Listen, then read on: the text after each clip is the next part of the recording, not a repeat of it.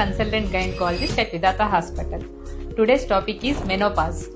Menopause means periods కంప్లీట్గా ఆగిపోవడాన్ని menopause అంటారు.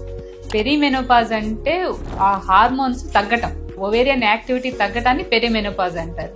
ఇది 2 years బిఫోర్ మెనోపాజ్ స్టార్ట్ అవుతుంది అండ్ 3 years ఆఫ్టర్ మెనోపాజ్ కూడా కంటిన్యూ అవుతుంది అనమాట.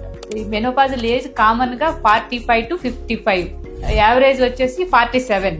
ప్రిమెచ్యూర్ మెనోపాజ్ అంటే బిఫోర్ 40 years ఆగిపోవటాన్ని ప్రిమెచ్యూర్ మెనోపాజ్ అంటారు.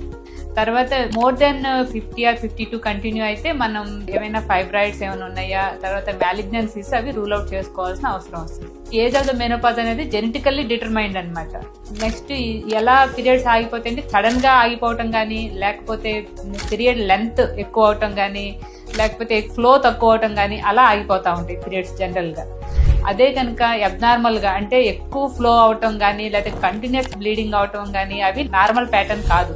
అలాంటివి ఉన్నప్పుడు మనము ఎగ్జామిన్ చేయించుకుని ఏమి మ్యాలిగ్నెన్సీస్ అంటే క్యాన్సర్లు అలాంటివి ఏమీ లేవనేది రూల్ అవుట్ చేసుకోవాలి.